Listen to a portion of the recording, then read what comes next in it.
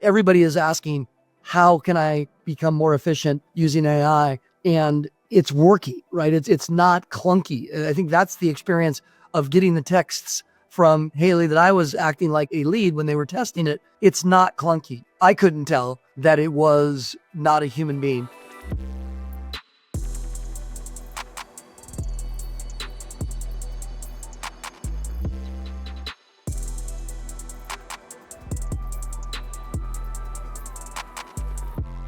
Search Party is sponsored by Avid Bank, Boulay, Mayer Brown, Plexus Capital, and Oberle. The lead sponsor is Next Coast Legacy. Hello and welcome to Search Party. I'm David Snow, your host. And today we're joined by Tyrel Sulzer, the co-CEO of TransTech, and Dustin Sellers, managing partner of Next Coast Legacy, an entrepreneurship through acquisition private equity firm. Dustin and Tyrel, how are you doing today?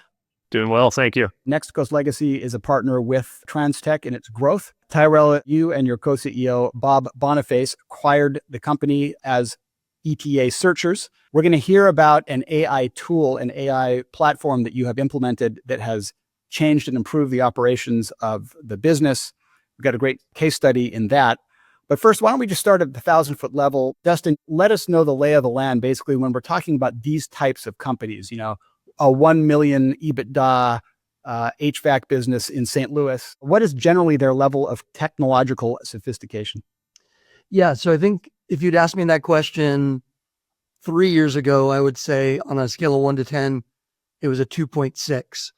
There has been a slow movement towards technology and then a rapid movement towards technology. And the change there was twofold. One, price point. So the ability for folks to actually experiment and use technology before you had to do a Salesforce implementation that took 18 months and cost your firm $500,000. The second is the usability of it. A perfect example was Steve's Plumbing for us, where we used Service Titan. And when we were using Service Titan 3 years ago, it was a disaster. But by the time we really actually started using the technology, they had fixed their solution and they had created a suite of services that even our most basic plumbing techs out in the field could get the hang of and could manually reconfigure on their tablets. It was a slow process and it was a dragging process. And then all of a sudden it became this ubiquitous asset. And if you're not using technology in the lower middle market, you're likely to get left behind, even if you are in HVAC. Tyrel, why don't you give us the elevator pitch for TransTech? What kind of a business is it? What did you like about it? Bob and I came from blue collar world, or at least large companies. I worked at ExxonMobil and he was a General Motors financial analyst. And so we said, let's buy a blue collar business. So how we came to find TransTech is in our search, we talked to a number of blue collar business owners who kept identifying the same problem. I can't find good driving talent that's qualified, certified, and drives safe. And so after about the 100th time we heard this, we wondered to ourselves, who makes safe drivers, commercial drivers especially. So that's what we do here at TransTech is we train Class A and Class B commercial drivers. So think tractor trailers, but also box trucks, garbage trucks, school buses, things of that nature. So acquired the business in 2023.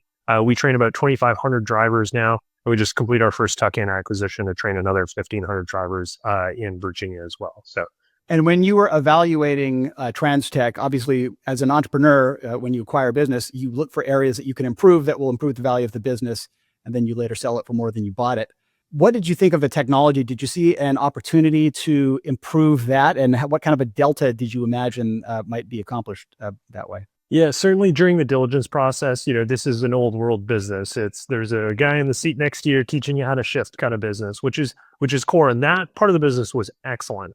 But as we met with the seller, it's not uncommon in the lower middle market to have the seller print out emails and hand them to you. And so as you're gathering these emails that have been printed out, you realize there may be opportunity. And one of the early indicators of that was our lead acquisition through online sources was manually emailed and forwarded on to salespeople. So if you think of entering a web form, that would go to a manager, and then that would get manually emailed out to each salesperson, which was a horrible experience for the customer. So those were early indications we needed to step up our game. Well, let's talk about AI in particular. It's a force that cannot be ignored anymore. Have either of you heard of sort of low-hanging fruit across the middle market where AI is starting to be adopted? And by low-hanging fruit, I mean, business functions that could be transformed. We've seen a trend that started with outsourcing to call centers in the Philippines and Colombia, where people were doing back office work. And that was very cost effective, fully loaded, $12 an hour, someone with a college education. What we're seeing now is people moving beyond that and saying, gosh, I've got 15 people in the Philippines or in Colombia that are doing this for me, but could it be done 24/7? Could it be done for free, in theory, using AI? And so we're seeing folks like Tyrel and others pop up predominantly in customer-facing activities through texting, through outbound, auto-generated calls, things of that nature that were, robocalls before, but were very dumb. This is actually extremely intelligent technology, and it's continuing to drive me crazy on my text right now, trying to get me to sign up for TransTech. Searchers are bazookas and knife fights. They've dropped into these businesses that are blue collar or fairly backwater as it relates to industry. But these are individuals from top business schools, highly motivated, alpha, and are looking to be, kind of early adopters to whatever they can get their hands on. So we're seeing this kind of rapidly move now through the portfolio. Tyrel, why don't you set the stage for your own, AI journey? It was in the sales function. Talk about what your original plan was to strengthen the sales of TransTech, and then how did AI enter your consciousness? Yeah. So, we've read the studies that say speed to lead, right? Communicate faster with your customer. They're more likely to enroll or purchase your product. So very early on in TransTech's lifetime, we went away from the manual email to, staffing up with more salespeople at each location that could meet with students. And then beyond that, we had appointment setters who would call and rehash leads, try and get in contact with them during the day while our sales staff were meeting with clients. And so even that isn't good enough when people are throwing in leads at night. They're coming off third shift. They're working on weekends, et cetera. And so our original plan was, let's staff up on those times so that we've always got someone, able to answer the phone. But that comes at a very high cost, especially pushing into those other hours. And it's hard to judge the exact return of answering the phone on a Sunday night. So that was the original plan. How did you become aware of the solution that you're currently using? Well, it was a funny story. I was catching up with a classmate who led a startup overseas in Nigeria, and the currency, kind of went upside down on it. It rapidly inflated, really harmed his business model. And so P&L's upside down, and he figures out, okay, I've got to lay off my sales staff. What can I replace it with? And he replaced it with a AI that could communicate through WhatsApp. And what he found was his conversion was actually higher through WhatsApp, in different product, different service. But the conversion was actually better. As he was telling me the story, I said, hold on, this thing outsold your human salespeople via WhatsApp. He said, yes. And I said, could it do it via text? And he said, yes. And that's kind of how we ended up looking at the platform we have today. The name of your, is it called a bot? Is it called a digital employee? I don't even know what to call it, but it's Haley, right? Yeah, we personified her. So there's a prompt that essentially, asks for information on how this agent, is how I'd prefer to call her, speaks. And so we gave a prompt. We're in North Carolina, so we added a bit of a drawl and kind of a bit more of an shucks attitude than you'd see in other parts of the country. So Haley Brooks is our CDL, first point of contact for a lot of folks that reach out to us. And she's relentless, David. First thing to me was like, what's the contract cost on this? Like, what's the per seat? How many weeks did it take to write the script? Like, tell them how long it took you to set this thing up. Yeah. So with that conversation with my friend, he's a Y Combinator guy. So I said, okay, where do I start with this? He gave me 3 referrals. I asked for demos right away against Speed to Lead. First guy got back to me within minutes, and we set up a demo later that day.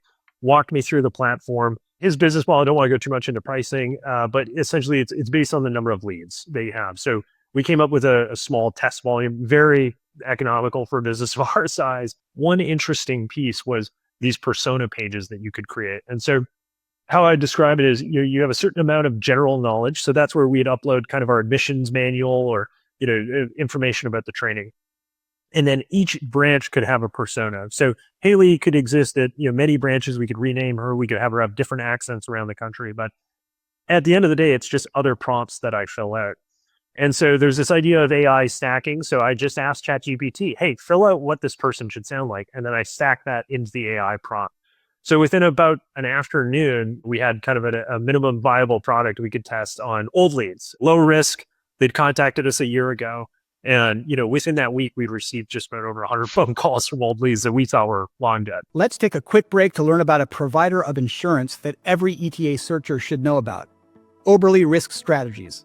Oberle is the leading insurance broker to the entrepreneurship through acquisition community. In fact, Oberle is led by a former ETA searcher, CEO August Felker, a true market veteran who has walked the walk, talks the talk, and is passionate about helping fellow searchers succeed. Oberle partners with its many ETA clients to identify the right insurance products for their newly acquired businesses, giving peace of mind to CEO and investors alike that outlier events will not damage or wipe out value so painstakingly created. Oberle has a reputation in the ETA ecosystem for its incredible customer service and high-quality work. In the majority of engagements, Oberle is able to deliver better coverage for a lower premium. Oberle provides all forms of insurance, including property and casualty, reps and warranties, employee benefits, and key person life insurance. Through its private client team, Oberle becomes a one-stop shop where founders can also access the best options for their personal insurance. Look for Oberle CEO August Felker in episodes of Search Party. Okay, now back to the episode. So walk us through, from my potential customer experience, what it's like to get that initial point of contact from Haley all the way to getting handed off to a live human, sort of more senior salesperson who can kind of close the deal. Yeah, and this is the interesting part. So there's many pathways that you could choose. The one we chose to go through was essentially some form of light discovery. So, immediate response and slight delay to simulate human activity. But the goal of Haley is to reach back out, understand what prompted the interest in upgrading their career, getting a CDL. How did you hear about us? Okay, is this something you're looking to do now or later? Kind of light qualification. Now, inevitably, it generates some interest in the human being. They ask questions that are more detailed. Hey, when's the next class? How much does it cost? Et cetera. Those are things that we handle best in person in an appointment when we're talking about finances, or we can sit down with a large calendar. So at that point, Haley says, you know what? I think the best thing we could do is put you in contact with an advisor. During business hours, if the lead agrees, that ends up being a live transfer call. So the lead will receive a call, but it will also ring the phone at my branch. And so they'll pick up at the same time. And if at my branch I was working there, it'd be, hello, this is Tyrel from TransTech, and I'm on with the lead, and we go like a normal sales call would go. The AI also has the capability to schedule in-person events as well as doing voice calls, albeit the voice recording is still a little robotic compared to the SMS. Tyrel worked with one of our operating partners in a consulting group to rewrite their scripts and really kind of rebuild their sales team when they first bought the company. That was like a 90-day or 120-day project. It was a sprint, but it took quite a bit of time. The human capital involved, the dollars involved to do that, to then see a system like this be able to be put in an afternoon and to generatively get better very, very quickly. That's, I think, what's so impressive about what's happening here in the lower middle market. And this is a Carolinas-based trucking company where you've got outbound reorder calls, you've got accounting AR calls, you have so many other areas that you want to be interacting with different folks, and you want specificity, but you want high volume. So I've got Tyrel right now talking to our group up in Minneapolis that does medical supplies for Medicaid. And they do something close to 8,000 to 12,000 calls a month. And they're looking at how do we do outbound and how do we create AI generated texts for confirmation of orders and for changing of orders that don't involve their 30-person call center.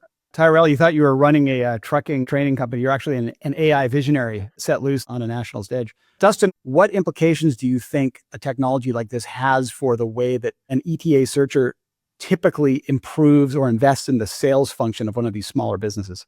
First and foremost, Tyrel pointed it out. It's going to add a minimum of 100 to 200 basis points to the bottom line on an operating cost perspective, right? From a cost of sales perspective, lead generation, lead management, and lead conversion, and that funnel, which Tyrel knows I live and breathe, understanding the funnel and being able to effectively pursue the funnel, being able to filter that funnel and get good qualified leads to salespeople is going to be dramatically impactful on the cost of sale, which is going to, it's historically been anywhere between 3 to 6% of your GP, which is then going to push all the way down into your net profitability kind of overnight. I think the second piece of the puzzle is it's going to allow for a lot more experimentation into other areas where it was very cost ineffective to rewrite scripts and remove, the howitzer towards a potential adjacent market. You can really actually buy lists and come up with creative ways to accumulate data points and then outbound and experiment with ways to find new markets. Tyrel, how does the advent of this technology in your business change the way that you see building the sales function, change the way that you see structuring the go-to-market strategy of your business? We talked about kind of the three-legged stool in search a lot. Always we'll say that recurring revenue and B2B services is the gold standard. And for us, that's something we inherently lack because we talk to so many consumers. So what I hope for our business is this provides, some more reliability in that B2C element by increasing the responsiveness, by increasing lead conversion. You will have less variability week to week and higher quality revenue. This is not a machine that is impossible to scale. In fact, now it's infinitely scalable with the B2C element behind it. So that's how I see the change in business. When you and I spoke earlier, you mentioned that there were some interesting ethical conundrums that popped up as Haley was navigating the real world for her first time. Can you relate any of those incidents? Yeah, I'll give you an example of one that we found, kind of funny, which was, so Haley had reached out, we solicited to a former graduate and said, hey, how was your experience? Are you working right now? And this gentleman, provided a long description. And Haley's goal is to push them towards a Google review if they had a positive experience. Thank you for Google review, also a referral for anyone else that's interested. What had happened was, he explained his job role, and Haley down the line kind of mixed up his job or had forgotten about his job. And at some point he goes, "Oh my God, is this an AI bot? Like, I don't feel as valued," or that was his intent. And so Haley had said, "Hey, I'm so sorry about that. I get mixed up sometimes. I'm talking to a lot of people. It won't happen again. Let me get someone else to help you." But Haley came back in the same text thread as a different individual and apologized and said, "I'm so sorry for my associate Haley. Like, we really prize everything that you've done here for TransTech." And the gentleman was like, "Hey, no problem. I get it. You guys are testing, new things." So she impersonated another individual, which at that point I went back to the general knowledge book and I said, "You're no longer allowed to, play kind of two personas in order to solve your problem or create a positive experience." So those types of things pop up, but you're able to fix them quickly. Haley needed a little employee training, ethical workshop. Yeah, she got put on a PIP. Yeah.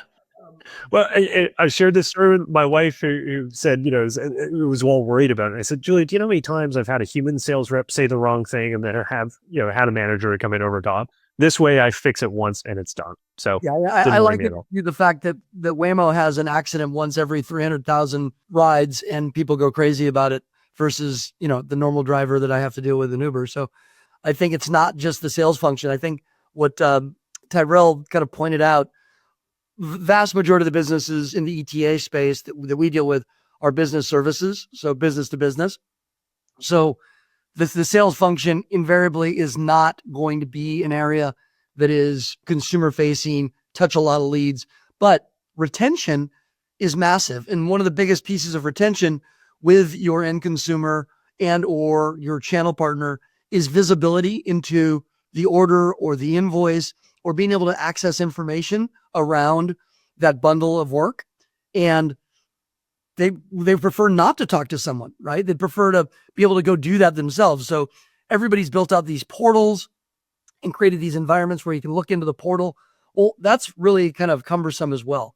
So the idea of being able to react to the company and have the company then have an interaction with you in a text environment to get you any information you need and to send over a PDF or to send you a screenshot, that becomes extremely valuable from a retention standpoint because it's addictive, right? Because I no longer have to feel like I got to chase down the real Haley in her cube somewhere and have her pull up a screen and give me the invoice number. I mean, all the things that we are become accustomed to from Amex or from Delta Airlines, that's all AI and they're doing it massive. We're going to be able to be doing that. And many of our companies should be doing that, sub $5 million EBITDA companies for their entire accounting, for their entire order process, for all of their invoicing very, very rapidly. And that's going to be powerful because That is a reduction of FTEs and a better customer experience through the value chain.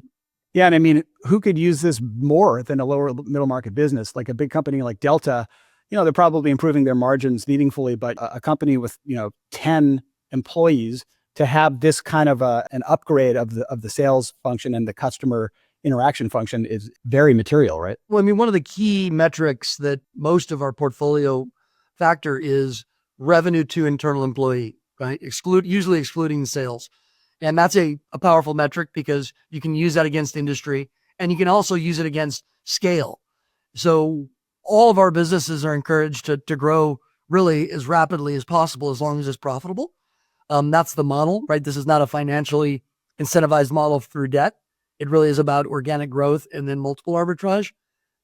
And so how do you increase margin? You grow while becoming, from a contribution margin, better by not doing a step function with your headcount. So for Tyrel and Company, being able to now open 4 more locations or 5 more locations, but not have to expand the sales staff on the lead gen side, is exponential to their bottom line over time. And from a cost of sales standpoint, which we talked about earlier, that's going to be really, really powerful of being able to scale rapidly, but not scale on the FTE side.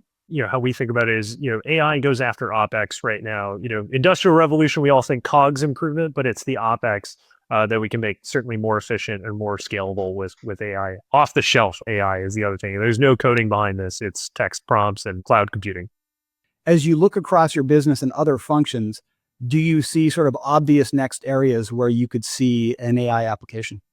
AR collection is the main thing. AR collection is one of those persistence, reminding, the email reminders, and Haley's excellent at that. And we can create a persona that's perhaps a more intimidating AR collection figure than Haley, but those sorts of repetitive tasks, persistent tasks are key. The Google review, the feedback, data collection. Many of our partners care about placement rates, tracking students long term. Those are all things we're planning on using these AI tools for. How technical can Haley get?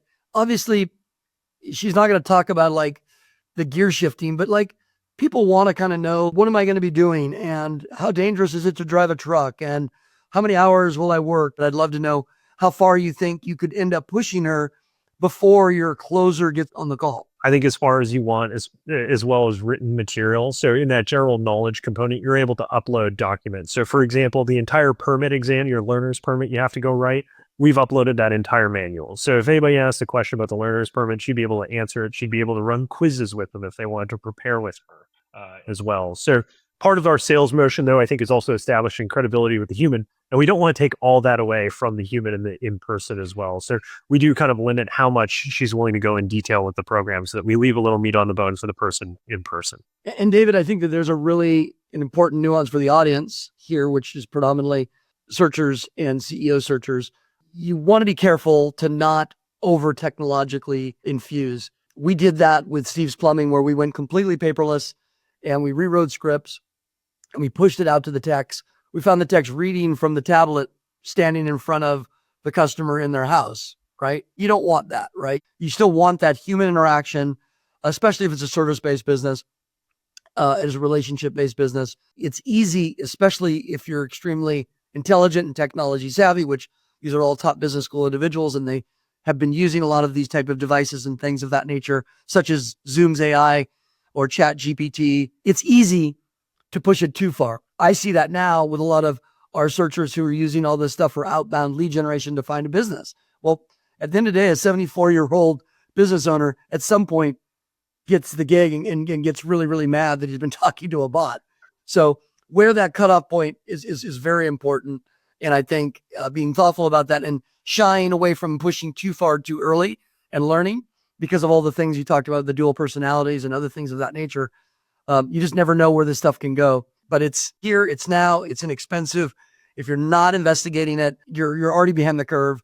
Tyrel, my question to you is, where can the average searcher right now go find this stuff. The platform we're using, I'll give a shout out to them, is Apton AI. They're a great group of guys. They launched their product in March of this year, the SMS tools. So I would keep an eye on all the Y Combinator companies. Most of the VC-backed companies right now are focused on AI. And another way to find great AI companies is ask ChatGPT, ask a search tool. This is my application. How would you solve it? And oftentimes you'll come up with 5 new names that you've never heard before. Dustin, Next Coast Legacy has a portfolio of lower middle market businesses that it has invested in through partnerships with ETA searchers. How do you see this particular AI-enabled business function being spread across the portfolio? Like, what is the Next Coast policy of taking a good idea from one company and making the other CEOs aware of it? One of the beauties of the ETA community, having been part of it for a greater part of almost 3 decades now, is it is communal and it's communal share. So it's a very much a pay it forward community. I think we're going to see AI in the next 6 months be ubiquitous across our portfolio. It is catching fire. Everybody is asking, how can I become more efficient using AI? And it's working, right? It's not clunky. I think that's the experience of getting the texts from Haley that I was acting like a lead when they were testing it. It's not clunky. I couldn't tell that it was not a human being. And your audience group isn't paying that much attention. And at some point, they don't really care. As long as they're getting the information, they're very, very comfortable going through the process. It's great to be talking to you, 100% sentient humans, about this important topic. We're definitely going to be talking about this again in the near future because you can tell things are moving at a breakneck speed, including in the lower middle market, which perhaps is not known for rapid adoption of technology. Tyrel Sulzer from TransTech, Dustin Sellers from Next Coast Legacy, thank you so much for joining a Search Party episode, and we're definitely going to have you back.